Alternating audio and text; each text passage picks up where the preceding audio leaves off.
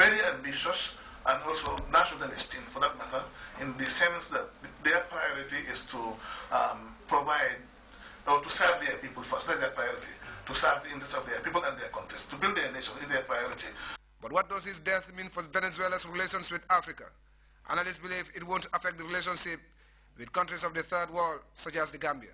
And what he was basically doing was to contribute in the decolonization of our minds.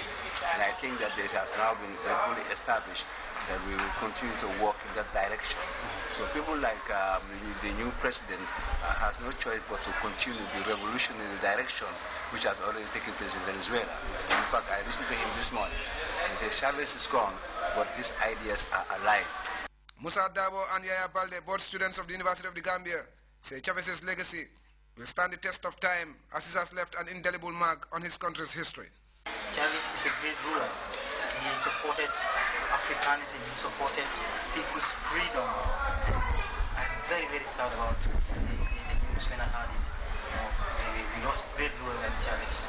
So I think his demise means a lot to the world in terms of looking at the American issues and other unfortunate issues that happen in the world. The late President Hugo Chavez was a polarizing figure who divided opinions. To the West, he was a populist socialist who exploited his country's riches to promote his personal ideology. But to millions of his compatriots, he was a revolutionary icon who provided food, housing, education, and health care to the poor. For his allies such as the Gambia, his death is a great loss that would forever be remembered.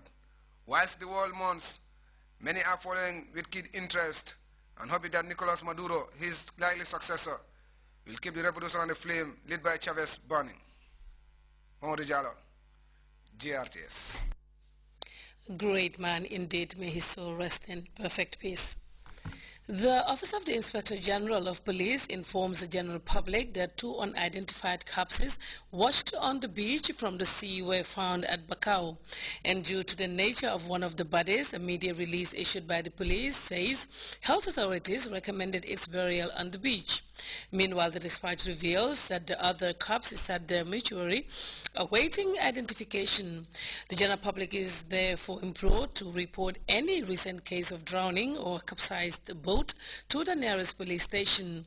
People who recently missed family members are invited to visit the morgue for possible identification of the body.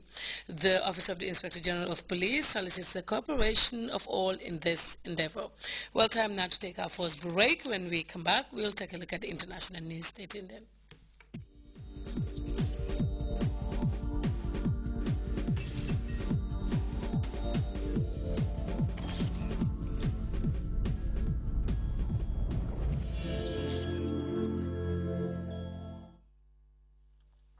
Welcome back to the news. Cuba is facing uncertainty following the death of President Hugo Chavez.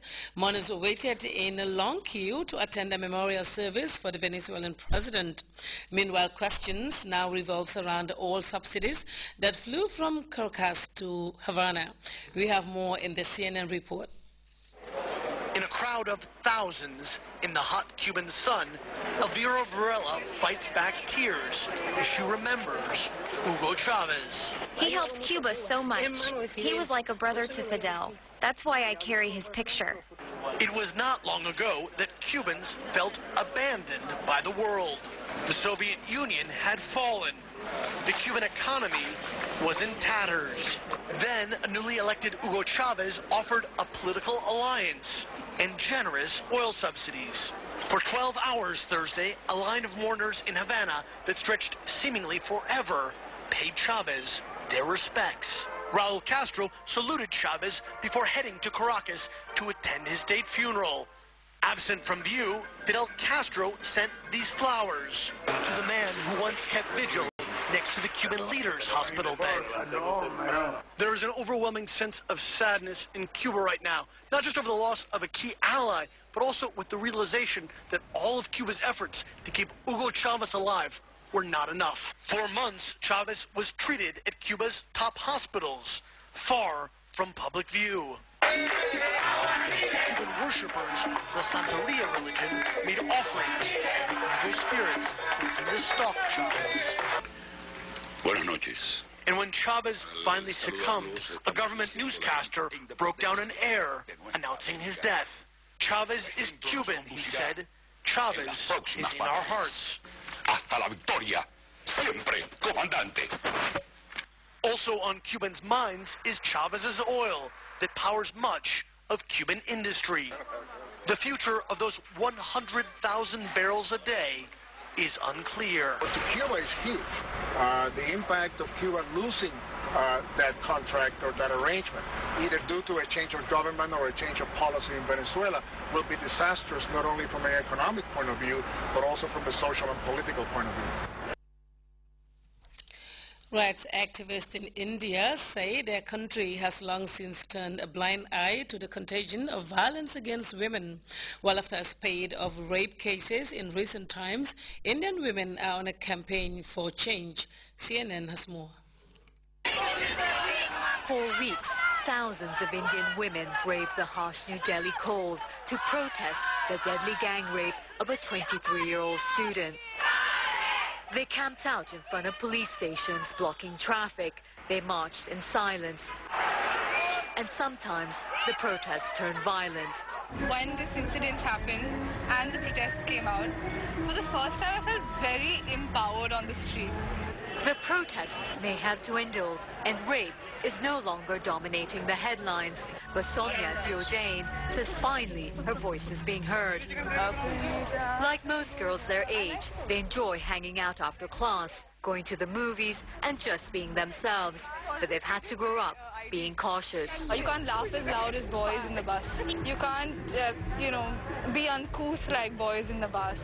As girls, we've always been told that this is something you have to do. You have to, obey certain rules and travel in a certain way. And activities which would feel safe in many countries are still anything but. I'm actually feeling unsafe in late at night and going to watch a film somewhere. I would never do that. I can't dream of doing that. Everyone is scared. Parents are really scared. It's now 7 p.m. Diojain's parents have called several times, worried. As the bus approaches, she takes steps to avoid unwanted attention. There are designated sections for women, but the rules are rarely followed. One has to deal with not trying to get any attention. You have to try your best to be invisible. Delhi has always been known as the crime capital of India. According to government data, the city accounted for almost 20% of all rape cases, and more cases of rape are reported here than any other major Indian city. But 21-year-old Khushi is breaking with tradition. She is one of Delhi's few female cab drivers. All girls can sew and cook, she says, but I choose to drive a cab because it's unique, because men are told only they can drive. Khushi has taken self-defense classes and carries pepper spray. Still, she's proud to be able to do what many women in Delhi won't. Others opt for careers traditionally dominated by men, like Rupa, who's a traffic police officer. Her job requires her to stand in the middle of one of Delhi's busiest intersections. She says she'd rather be doing something else, but in her uniform, she feels empowered. Sunima Udas, CNN, New Delhi. Well, time now to take a quick look at the weather report, courtesy of the Central Forecast Office.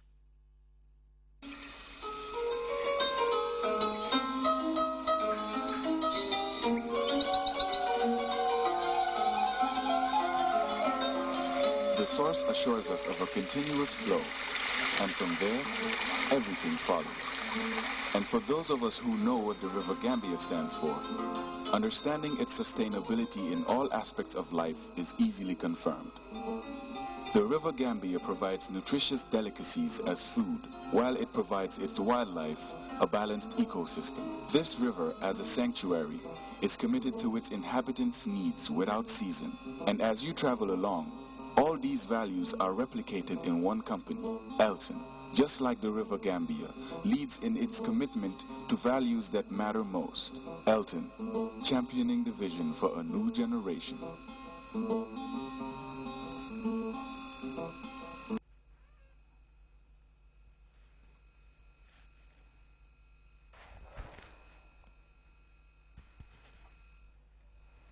dear wonderful viewers. Welcome to the weather segment. We begin with the summary.